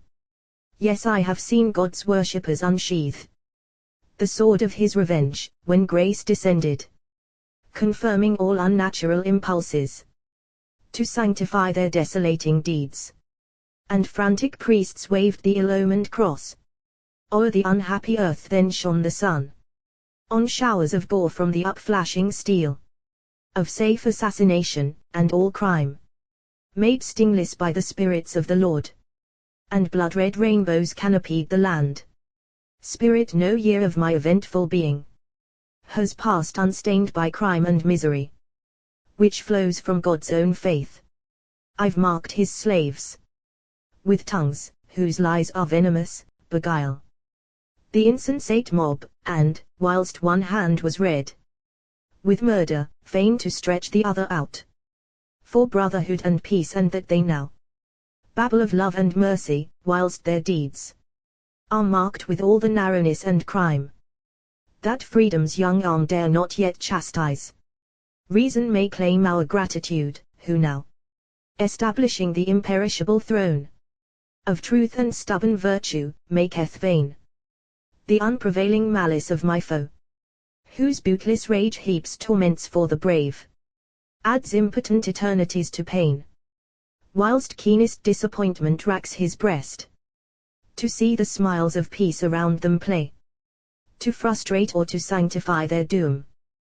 Thus have I stood, through a wild waste of years, struggling with whirlwinds of mad agony, yet peaceful, and serene, and self-enshrined, mocking my powerless tyrant's horrible curse, with stubborn and unalterable will, even as a giant oak, which heaven's fierce flame had scathed in the wilderness, to stand a monument of fadeless ruin there. Yet peacefully and movelessly it braves the midnight conflict of the wintry storm, as in the sunlight's calm it spreads its worn and withered arms on high, to meet the quiet of a summer's noon. The fairy waved her wand. Our Ahasuerus fled, fast as the shapes of mingled shade and mist that lurk in the glens of a twilight grove flee from the morning beam, the matter of which dreams are made, not more endowed with actual life than this phantasmal portraiture of wandering human thought. 8. The fairy. The present and the past thou hast beheld. It was a desolate sight. Now, spirit, learn the secrets of the future. Time. Unfold the brooding pinion of thy gloom. Render thou up thy half-devoured babes, and from the cradles of eternity where millions lie lulled to their portioned sleep, by the deep murmuring stream of passing things. Tear thou that gloomy shroud. Spirit, behold thy glorious destiny. Joy to the Spirit came. Through the wide rent in time's eternal veil, hope was seen beaming through the mists of fear. Earth was no longer hell. Love, freedom, health had given their ripeness to the manhood of its prime, and all its pulses beat symphonious to the planetary spheres. Then dulcet music swelled, concordant with the life strings of the soul. It throbbed in sweet and languid beatings there, catching new life from transitory death, like the vague sighings of a wind at even, that wakes the wavelets of the slumbering sea, and dies on the creation of its breath, and sinks and rises, falls and swells by fits, was the pure stream of feeling that sprung from these sweet notes, and o'er the spirit's human sympathies, with mild and gentle motion calmly flowed. Joy to the Spirit came, such joy as when a lover sees the chosen of his soul in happiness, and witnesses her peace, whose woe to him were bitterer than death, sees her unfaded cheek glow mantling in first luxury of health, thrills with her lovely eyes, which like two stars amid the heaving main sparkle through liquid bliss. Then in her triumph spoke the fairy queen, I will not call the ghost of ages gone to unfold the frightful secrets of its law. The present now is past, and those events that desolate the earth have faded from the memory of time. Who dares not give reality to that, whose being I annul? To me is given the wonders of the human world to keep. Space, matter, time and mind. Futurity exposes now its treasure, let the sight renew and strengthen all thy failing hope. O human spirit, spur thee to the goal, where virtue fixes universal peace, and, midst the ebb and flow of human things, show somewhat stable, somewhat certain still, a lighthouse o'er the wild of dreary waves. The habitable earth is full of bliss, those wastes of frozen billows that were hurled by everlasting snowstorms round the poles, where matter dared not vegetate or live, but ceaseless frost round the vast solitude bound its broad zone of stillness, are unloosed, and fragrant zephyrs there from spicy isles ruffle the placid ocean deep, that rolls its broad, bright surges to the sloping sand, whose roar is wakened into echoings sweet, to murmur through the heaven-breathing groves, and melodies with man's blessed nature there. Those deserts of immeasurable sand, whose age-collected fervors scarce allowed a bird to live, a blade of grass to spring, where the shrill chirp of the green lizard's love broke on the sultry silentness alone, now teem with countless rills and shady woods, cornfields and pastures and white cottages, and where the startled wilderness beheld a savage conqueror stained in kindred blood, a tigress sating with the flesh of lambs, the unnatural famine of her toothless cubs, whilst shouts and howlings through the desert rang, sloping and smooth the daisy-spangled lawn, offering sweet incense to the sunrise, smiles to see a babe before his mother's door, sharing his morning's meal with the green and golden basilisk that comes to lick his feet. Those trackless deeps, where many a weary sail has seen above the illimitable plain, morning on night and night on morning rise, whilst still no land to greet the wanderer spread its shadowy mountains on the sun-bright sea, where the loud roarings of the tempest waves so long have mingled with the gusty wind in melancholy loneliness, and swept the desert of those ocean solitudes, but vocal to the seabird's harrowing shriek, the bellowing monster, and the rushing storm, now to the sweet and many mingling sounds of kindliest human impulses respond.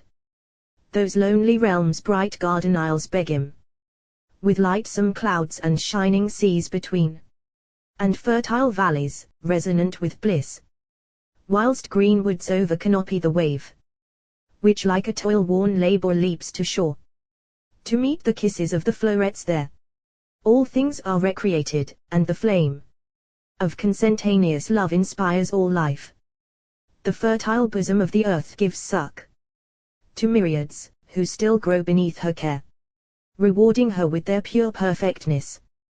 The balmy breathings of the wind inhale her virtues and diffuse them all abroad. Health floats amid the gentle atmosphere, glows in the fruits and mantles on the stream. No storms deform the beaming brow of heaven, nor scatter in the freshness of its pride the foliage of the ever-verdant trees. But fruits are ever ripe, flowers ever fair, and autumn proudly bears her matron grace, kindling a flush on the fair cheek of spring, whose virgin bloom beneath the ruddy fruit reflects its tint and blushes into love. The lion now forgets to thirst for blood. There might you see him sporting in the sun. Beside the dreadless kid his claws are sheathed. His teeth are harmless, custom's force has made his nature as the nature of a lamb. Like passion's fruit, the nightshade's tempting bane poisons no more the pleasure it bestows. All bitterness is past the cup of joy, unmingled mantles to the goblet's brim, and courts the thirsty lips it fled before.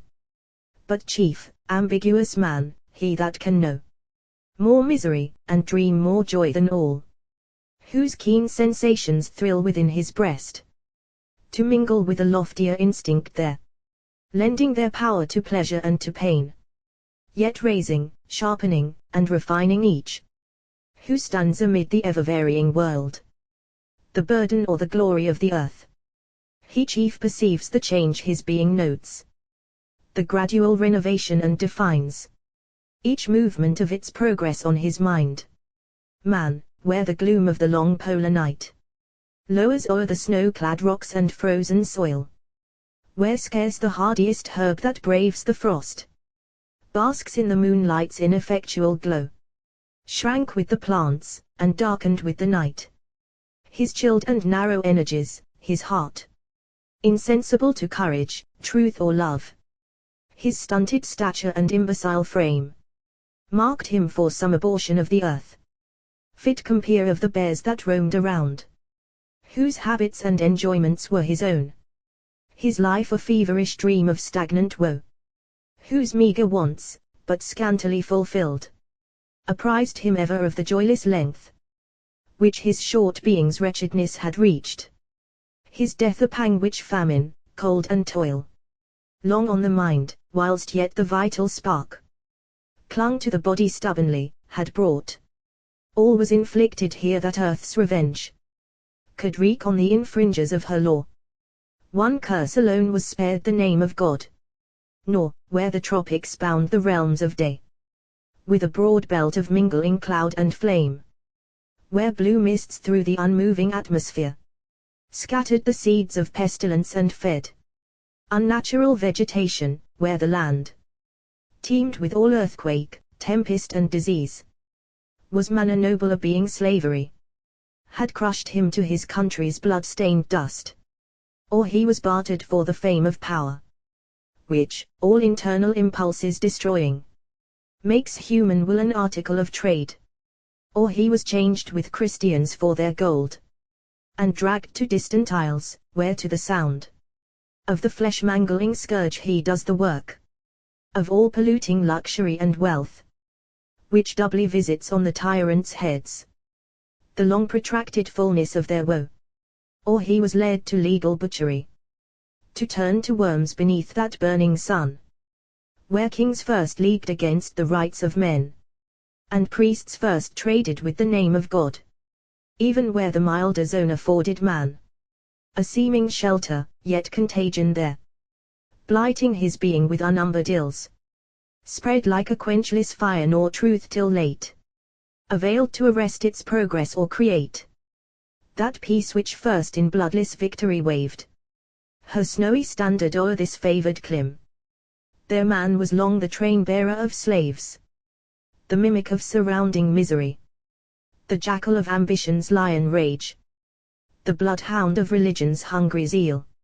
Here now the human being stands adorning this loveliest earth with taintless body and mind, blessed from his birth with all bland impulses, which gently in his noble bosom wake all kindly passions and all pure desires. Him, still from hope to hope the bliss pursuing, which from the exhaustless store of human weal draws on the virtuous mind, the thoughts that rise in time destroying infiniteness gift, with self-enshrined eternity, that mocks the unprevailing hoariness of age. And man, once fleeting o'er the transient scene, swift as an unremembered vision, stands immortal upon earth no longer now.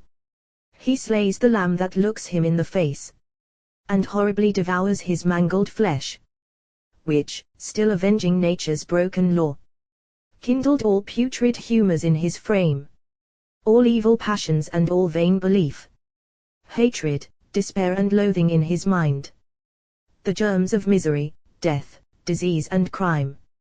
No longer now the winged habitants, that in the woods their sweet lives sing away, flee from the form of man but gather round, and prune their sunny feathers on the hands, which little children stretch in friendly sport towards these dreadless partners of their play. All things are void of terror, man has lost his terrible prerogative, and stands unequal amidst equals happiness, and science dawn, though late, upon the earth. Peace cheers the mind, health renovates the frame, disease and pleasure cease to mingle here, reason and passion cease to combat there, whilst each unfettered o'er the earth extend their all-subduing energies, and wield the sceptre of a vast dominion there, whilst every shape and mode of matter lends its force to the omnipotence of mind, which from its dark mine drags the gem of truth to decorate its paradise of peace. 9. O happy earth, reality of heaven, to which those restless souls that ceaselessly throng through the human universe, aspire. Thou consummation of all mortal hope, thou glorious prize of blindly working will, whose rays, diffused throughout all space and time, verge to one point and blend forever there. Of purest spirits thou pure dwelling place, where care and sorrow, impotence and crime, languor, disease and ignorance dare not come. O happy earth, reality of heaven, genius has seen thee in her passionate dreams, and dim forebodings of thy loveliness, haunting the human heart, have there entwined those rooted hopes of some sweet place of bliss, where friends and lovers meet to part no more. Thou art the end of all desire and will, the product of all action and the souls that by the paths of an aspiring change have reached thy haven of perpetual peace. They rest from the eternity of toil that framed the fabric of thy perfectness. Even time, the conqueror, fled thee in his fear. That hoary giant, who in lonely pride so long had ruled the world that nations fell beneath his silent footstep. Pyramids that for millenniums had withstood the tide of human things, his storm breath drove in sand across that desert where their stones survived the name of him whose pride had heaped them there. Yon monarch, in his solitary pomp, was but the mushroom of a summer day that his light-winged footstep pressed to dust. Time was the king of earth, all things gave way before him but the fixed and virtuous will, the sacred sympathies of soul and sense, that mocked his fury and prepared his fall. Yet slow and gradual dawned the morn of love.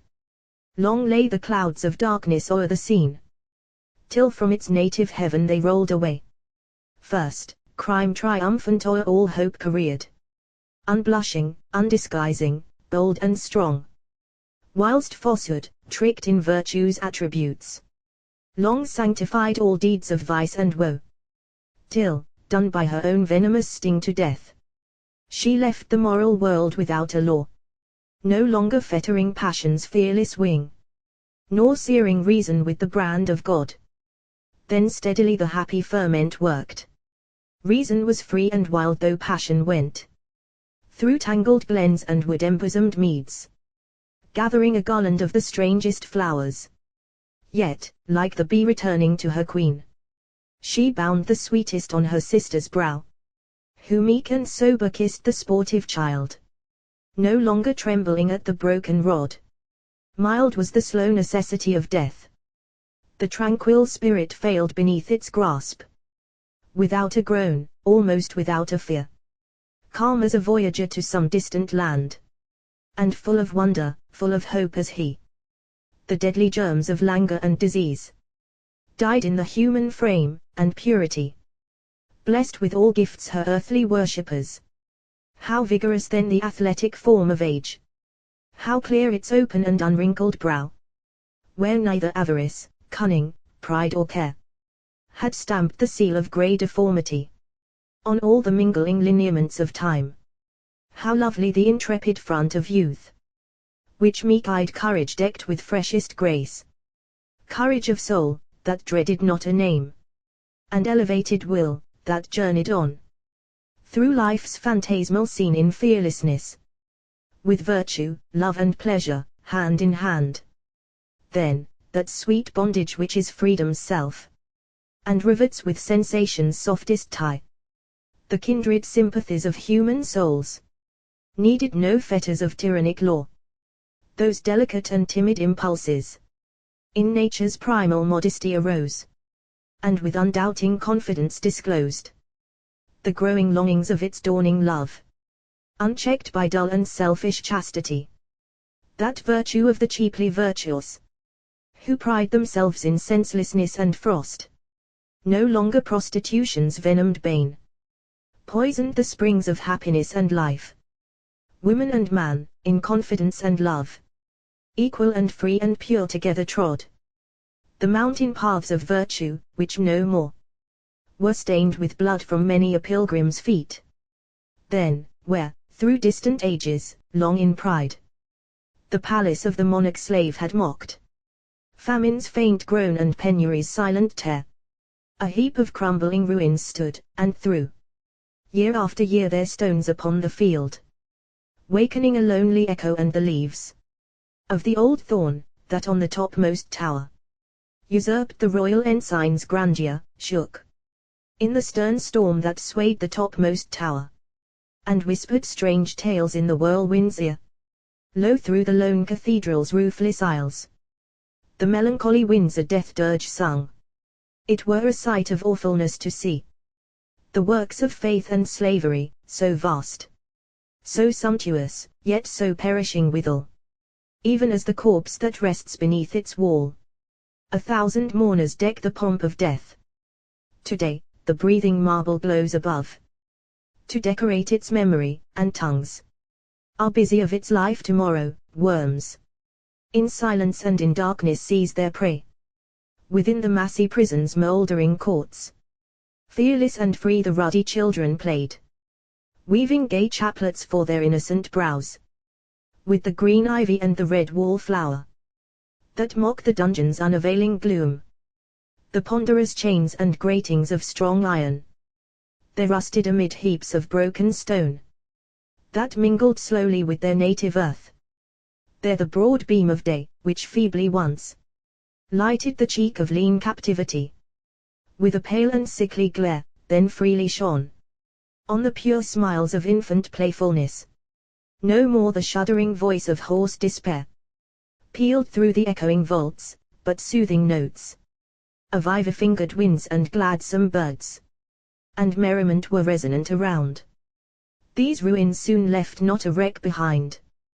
Their elements, wide scattered o'er the globe, to happier shapes were molded, and became ministrant to all blissful impulses. Thus human things were perfected, and earth, even as a child beneath its mother's love, was strengthened in all excellence, and grew fairer and nobler with each passing year. Now time his dusky pennons o'er the scene closes in steadfast darkness, and the past fades from our charmed sight. My task is done. Thy law is learned. Earth's wonders are thine own, with all the fear and all the hope they bring. My spells are past, the present now recurs. On me a pathless wilderness remains, yet unsubdued by man's reclaiming hand. Yet, human spirit, bravely hold thy course. Let virtue teach thee firmly to pursue the gradual paths of an aspiring change. For birth and life and death, and that strange state, before the naked soul has found its home, all tend to perfect happiness, and urge the restless wheels of being on their way, whose flashing spokes, instinct with infinite life, bicker and burn to gain their destined goal. For birth but wakes the spirit to the sense of outward shows, whose unexperienced shape new modes of passion to its frame may lend. Life is its state of action, and the store of all events is aggregated there, that variegate the eternal universe. Death is a gate of dreariness and gloom, that leads to azure isles and beaming skies, and happy regions of eternal hope. Therefore, O spirit, fearlessly bear on. Though storms may break the primrose on its stalk, though frosts may blight the freshness of its bloom, yet spring's awakening breath will woo the earth to feed with kindliest dews its favorite flower, that blooms in mossy bank and darksome glens, lighting the greenwood with its sunny smile. Fear not then, spirit, death's disrobing hand. So welcome when the tyrant is awake, so welcome when the bigot's hell torch burns. Tea is but the voyage of a darksome hour, the transient gulf dream of a startling sleep. Death is no foe to virtue earth has seen. Love's brightest roses on the scaffold bloom, mingling with freedom's fadeless laurels there, and presaging the truth of visioned bliss. Are there not hopes within thee, which this scene of linked and gradual being has confirmed, whose stingings bade thy heart look further still, when, to the moonlight walk by Henry led, sweetly and sadly thou didst talk of death, and wilt thou rudely tear them from thy breast, listening supinely to a bigot's creed, or tamely crouching to the tyrant's rod, whose iron thongs are red with human gore?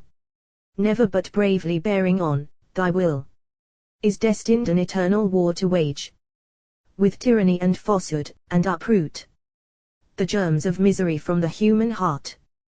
Thine is the hand whose piety would soothe the thorny pillow of unhappy crime, whose impotence an easy pardon gains, watching its wanderings as a friend's disease. Thine is the brow whose mildness would defy its fiercest rage, and brave its sternest will, when fenced by power and master of the world. Thou art sincere and good of resolute mind, free from heart-withering custom's cold control, of passion lofty, pure and unsubdued.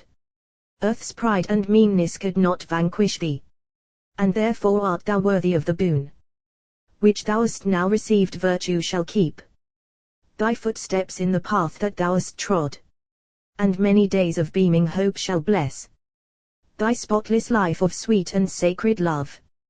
Go, happy one, and give that bosom joy, whose sleepless spirit waits to catch light, life and rapture from thy smile. The fairy waves her wand of charm, speechless with bliss the spirit mounts the car that rolled beside the battlement, bending her beamy eyes in thankfulness. Again the enchanted steeds were yoked, again the burning wheels in flame, the steep descent of heaven's untrodden way. Fast and far the chariot flew, the vast and fiery globes that rolled around the fairy's palace gate, lessened by slow degrees, and soon appeared such tiny twinklers as the planet orbs, that their attendant on the solar power with borrowed light pursued their narrower way. Earth floated then below, the chariot paused a moment there, the spirit then descended. The restless coursers poured the ungenial soil, snuffed the gross air, and then, their errand done, unfurled their pinions to the winds of heaven. The body and the soul united then. A gentle start convulsed Eunthes' frame. Her veiny eyelids quietly unclosed. moveless a while the dark blue orbs remained. She looked around in wonder, and beheld Henry, who kneeled in silence by her couch, watching her sleep with looks of speechless love, and the bright beaming stars that through the casement shone,